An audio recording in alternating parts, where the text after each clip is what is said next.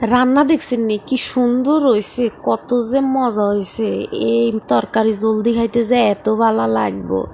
তো আসসালামু আলাইকুম, ব্যাগ বালা আছেন নি?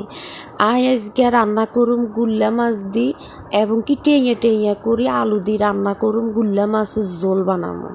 সানানরা আর কত সুন্দর করে বানাই, আর রেসিপিটা আরও সুন্দর হয়েছে, কিন্তু আপনার আর মোবাইলে এরকম দেয়া যায়। তো প্রথমে এই আলুটারে টেইয়া টেইয়া করে কাটে নিছি, একটু হলুদ লবণ আর মরিচের গুঁড়া দিই, এটারে মাখাই, তারপরে হালকা একটু বাজি করে নিব।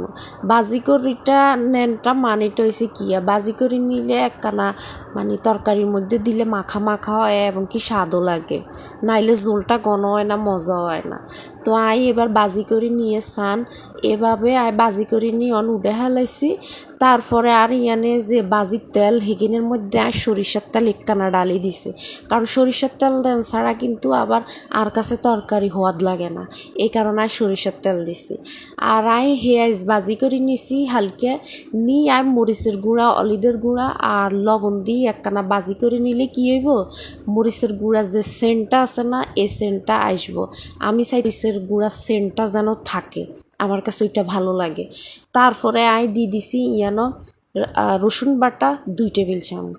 এবার দেখতেই পাচ্ছেন কীভাবে এটারে কষাইতেছে, বালা করি একখানা কষাই না লাগে, কষাই ন নিলে আবার তরকারি কিন্তু স্বাদ হয় না, কষাই বালা করিয়ে নেন লাগে। তো আর কষানি হয়ে গেছে দেখেন, এ পর্যায়ে এবার দিয়ে দিলাম গুল্লা মাছ। এগুলো হচ্ছে নদীর গুল্লা মাছ। এই গুল্লা মাছরে পরিষ্কার করিবার লাই আরও কত চেষ্টা করছি, ভাই বই নাই হারিয়েন না, কিল্লে হারিয়েন না। আর ঘরের মধ্যে এমন কোনো মাজুনি নাই যে এটারে আর সুন্দর করে মাছ দেয়ারম। জাজের মধ্যে চেষ্টা করছি, তার কাটার মধ্যে চেষ্টা করছি, হারিয়েন না, এটার কালারটাই এরকম, তো কেউ কিছু মনে করিবেন না। তারপরে এনে দিয়ে দিছি গুল্লা মাছের মধ্যে কাঁচা হেঁয়াজ, একটু কাঁচা হেঁয়াজ দিলে আপনার হেঁয়াজ গিয়ে একখানা গোড়া গোড়া থাকে, আর প্রথমে যেগিন দিছি এগিন একখানা গলি গলি যাবে। তো এবার আলু গাইন দিয়ে দিছি, দি আবার আরেকখানা কষাই টসাই লুমো চান। এবার পানি দিয়ে দিমো, পানি দিছি এনে গরম পানি, গরম পানি দেন ছাড়া কিন্তু আবার তরকারি রান্না করলে আর কাছে ভাল লাগে না, তরকারির জল গাইন মনে হয় যে কেমন জানি হানসা হানসা লাগে। এবার উঠছে জন, আরও কিছুক্ষণ জাল দিলেছি, ইয়ানো 7-8 মিনিট জাল দিলেছি। জাল দিয়ে দেনের হরে দিই, এবার একখানা লাড়ি চাড়ি দিব। এবার ডাকনা দিয়ে আরও 7-8 মিনিট পরে কি করুম, ইয়ানে কাঁচামরিচ দিছি, তারপরে রসুন কুচি দিছি, এটা জাস্ট একটু ফ্লেভারের লাই দিছি আর কি।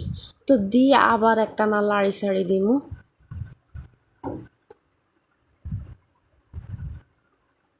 লাড়ি ছাড়ি তার হরে আরেকখানা জল দেওয়ার চেষ্টা করুম, জল দিয়ে আরও 27 মিনিট রাখি। তো এবার এখানটা কী করুম, উড়াই নিব। তো আপনারা যতজনে আর ভিডিও গাছান, আপনার কাছে একটা অনুরোধ আমার নতুন ফেসবুকে একখানা ফলো করিয়েন। আপনারা যদি আমারে না হেল্প করেন তাইলে আমারে বলেন স্যার কে হেল্প করব।